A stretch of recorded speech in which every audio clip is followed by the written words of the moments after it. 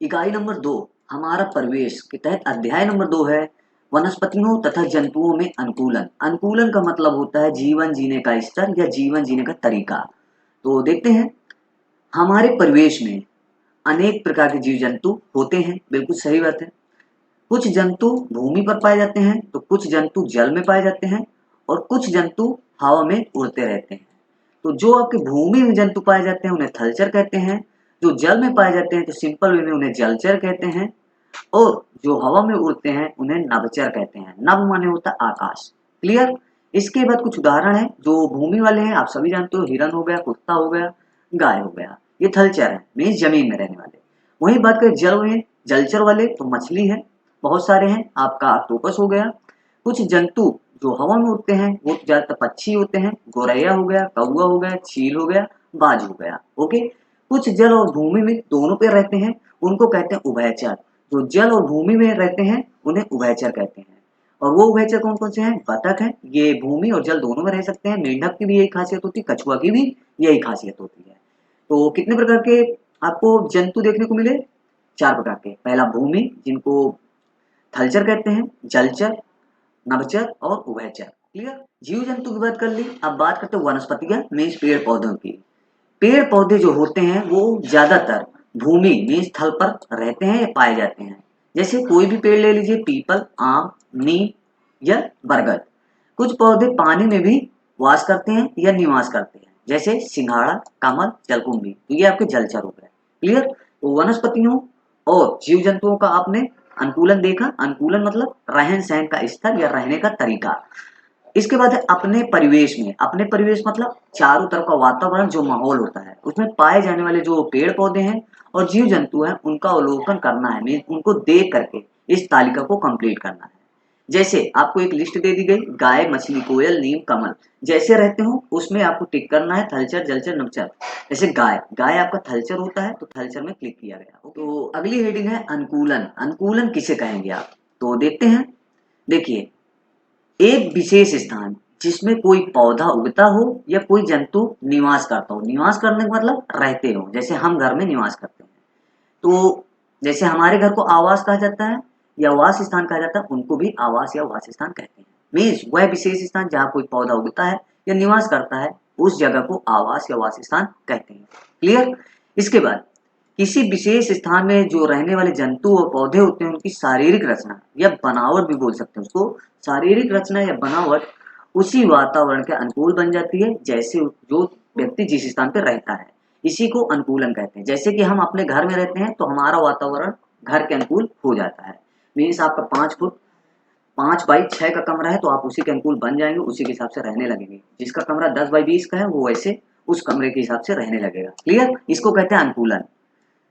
तो नेक्स्ट देखते हैं सजीवों में, जो जिनमें जान होती है उनको बोलते हैं सजीव। जिसमें जान हो उन्हें बोलते हैं सजीव।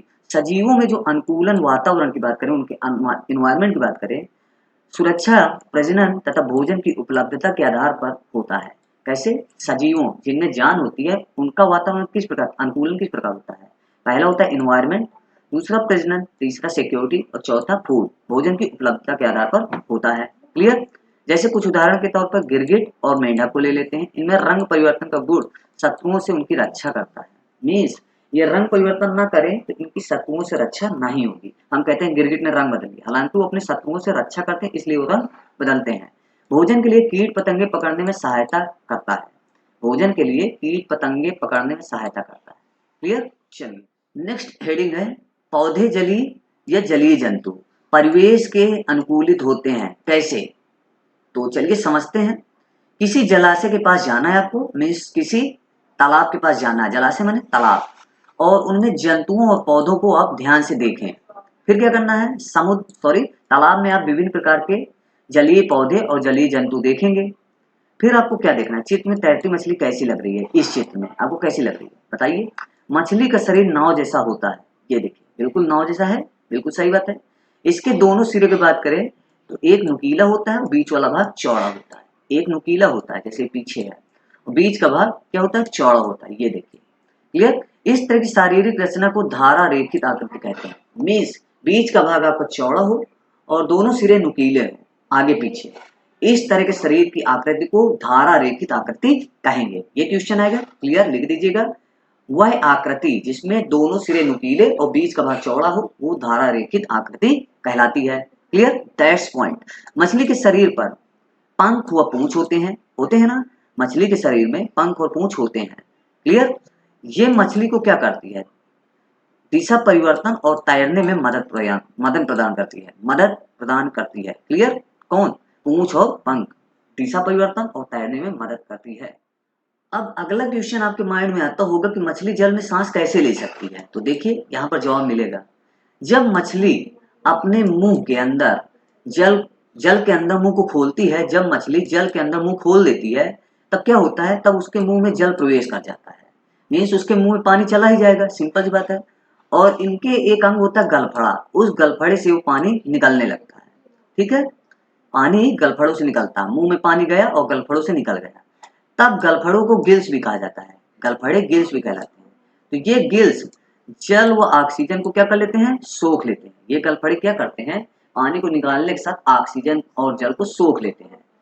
गलफड़े धारा रेखित और पंख शरीर मछली को धारा रेखित शरीर, गलफड़े पंख और धारा रेखित शरीर मछली को जल में रहने के लिए अनुकूल बना देता है। जैसे वो ऑक्सीजन और जल को सोख लेता है तो एक तरीके से फिल्टर कर देता है और वही उसकी जान बन जाती है।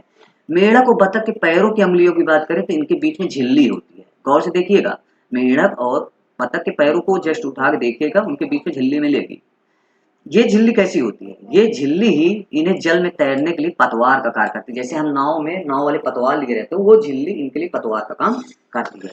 उम्मीद करता हूँ सारे डाउट्स क्लियर हो गए होंगे कि मछली और बतख जल में कैसे सांस ले सकते हैं, कैसे जीवन यापन करते हैं। क्लियर। अब देखिए गलफड़े की डिजाइन यहाँ पर दिखाई गई। ये जो हिस्सा है ये गलफड़ा है, ठीक है, ये गलफड़ा का हिस्सा है, ठीक, इन्हीं को गिल्स बोलते हैं। और ये बतख के झिल्लीदार ये जो बीच में है, ये बीच में ये सब क्या है, झिल्ली है, यही झिल्ली पतवार का काम करती है। क्लियर। चलिए, ये आपका मेंढक का है, ये आपका बतख का है। आगे बढ़ते हैं। जल की बात करें तो जल में जो उगा सिंघाड़ा होता है या कमल होता है या जलकुंभी होता है, इन पौधों को ध्यान से देखिए। जल में उगने वाले हैं ये पौधे, सिंघाड़ा, जलकुंभी और कमल। इन पौधों को ध्यान से देखना है, ये कमल, ये जलकुंभी, ठीक, इनको ध्यान से देखें आप। क्या होता है, जो सुबह के समय में जलीय पौधों के तने कमजोर होते हैं। जब आप इस सुबह को इनको नोटिस करेंगे तो इनके जो जलीय पौधे के तने होते हैं वो कमजोर होते हैं। क्या होता है, तनों के वायु कोशों में, कोशों मतलब जो खजाना होता है, ये फंड होता है। तनों के वायु कोशों में वायु भरी होने के कारण वे हल्के हो जाते हैं। समझ गए, तने कमजोर होते हैं, उन तनों में क्या होता है, वायु भर जाती है, मीन्स स्टॉक जमा हो जाता है। इस वजह से वायु भरी होने के कारण ये हल्के हो जाते हैं, कौन, तने। और पौधों को तैरने में सहायता करते हैं, मीन्स पानी से वजन से कम हो जाता है, पानी के वजन से इनका वजन कम हो जाता है, और वजन कम होगा तो सिंपल सी बात है ये तैरेंगे ही। क्लियर। और किस कारण से हल्के हो जाते हैं, क्योंकि इनमें वायु भर जाती है। जलीय पौधों को चपटी और चौड़ी पत्तियों पर मोम जैसे पदार्थ की सतह होने से गीली नहीं होती। जलीय पौधों की चौड़ी और चपटी पत्तियों पर मोम जैसा पदार्थ होता है जिसकी वजह से उसकी सतह गीली नहीं हो पाती। चपटी होने के कारण जो पानी है, पानी की सतह पर ये तैरती रहती है और सूर्य के प्रकाश में भोजन का निर्माण कर लेती है। कौन, जलकुंभी और कमल। ओके, तो सतह गीली नहीं होती, क्यों, क्योंकि इसके पौधे की चौड़ी और चपटी पत्तियों पर मोम जैसा पदार्थ होता है जो कि सिक्योर बनाता है। क्लियर। नेक्स्ट देखिए, मरुस्थलीय पेड़ पौधे और जंतु मरुस्थलीय परिवेश के अनुकूल कैसे बनते हैं। मरुस्थलीय मतलब जो आपका रेगिस्तान होता है उसमें कैसे पौधे टिक सकते हैं, ये समझना है, क्योंकि इसमें पानी की कमी होती है। पानी की कमी, मौसम की शुष्कता व भोजन संकट से निपटाने हेतु यहाँ के पौधों में अनुकूलन होता है। कैसे, समझिए। गमले में लगे नागफनी का पौधा देखिए, इस चित्र में ध्यान से आप देख सकते हैं, ये है नागफनी का पेड़, ठीक है। यह हमारे परिवेश का मतलब होता है चारों ओर का वातावरण। ओके, अन्य पौधे से किस प्रकार भिन्न है या अलग है, अन्य पौधों से इसकी तुलना कर सकते हैं, क्यों अलग है, किस प्रकार अलग है। मरुस्थलीय पौधों की जो पत्तियां होती हैं वो कांटों के रूप में परिवर्तित हो जाती हैं, बदल जाती हैं। क्यों, क्योंकि मरुस्थल में जो पानी है उसकी कमी बहुत होती है, इस वजह से कटीले रूप में पौधे बदल जाते हैं। क्लियर। एक तरीके से हम कह सकते हैं जो कांटेदार पौधे होते हैं उसमें पानी की कमी हो जाती है। जो पत्तियां हैं वो क्या करती हैं, जल का वाष्पन ना कर सके, जल को मीन्स सोख ना सके, सिंपल लैंग्वेज बोले जल को सोख ना सके, इस कारण से वे कांटों में रूपांतरित हो जाती है। मीन्स कांटे यदि हैं किसी भी पेड़ पौधे में, वहां पानी की सप्लाई अंदरूनी नहीं हो पाती, तभी कांटा होता है। जहां जिस पौधे में कांटा होगा वहां पानी की बहुत कमी होगी उस हिस्से में। क्लियर? और नागफनी तो पूरा कटीला पौधा है, इसलिए इसमें पानी की कमी ही कमी होगी, और रेगिस्तान पानी की कमी वाला एरिया है। ओके। मरुस्थल में पाए जाने वाले जो जंतु हैं उनमें इस परिवेश के साथ ही अनुकूलित होने की क्षमता होती है। जैसे यहाँ पर किस प्रकार के जीव जंतु पाए जाते हैं? चूहे हो गए, सर्प हो गया, छिपकली हो गई। इस प्रकार के जो जीव जंतु है वो मरुस्थल में रहते हैं, पत्थरों के नीचे या बालू में बिल बनाकर रहते हैं। मरुस्थल में आपकी बालू ही बालू होती है, ये पत्थर होते हैं, उनमें छोटे छोटे छेद होते हैं, उन्हीं छेदों और बालू में बिल बना करके ये अपना निवास स्थान बना लेते हैं, सर्प, चूहे, छिपकली। इसके बाद इनकी त्वचा की बात करें ना, त्वचा इनकी प्रायः ज्यादातर मोटी होती है जीव जंतुओं की, जो पानी की हिरास को रोकती है। त्वचा मोटी होगी तो पानी की कमी को रोक देगी, पानी की कमी नहीं हो पाएगी यदि त्वचा मोटी होती है। फिर देखिए ऊंट, जो कि रेगिस्तान का आपका जहाज कहलाता है, इस सबसे खास जानवर है। ऊंट के पैर क्या होते हैं? गद्दीदार होते हैं और लंबे होते हैं। इसका भी एक साइंटिफिक रीजन है, इससे वो मरुस्थल की रेतीली भूमि पर आसानी से चलता है और दौड़ता है। ठीक है, यदि उसके पैर लंबे और गद्दीदार न होते तो वो बिल्कुल सामान्य जानवर होता, रेगिस्तान में नहीं चल पाता। इसकी पीठ पर जो कुबड़ होता है ना, उसमें एक खासियत होती है, ये वसा फैट को इकट्ठा कर लेता है, स्टॉक कर लेता है। जो कुबड़ होता है वहां ये पानी और फैट को बढ़िया तरीके से गोदाम के रूप में संचित कर लेता है। भोजन न मिलने पर ऊंट इस वसा से ताकत प्राप्त करता है, ऊर्जा प्राप्त करता है, मीन्स एनर्जी।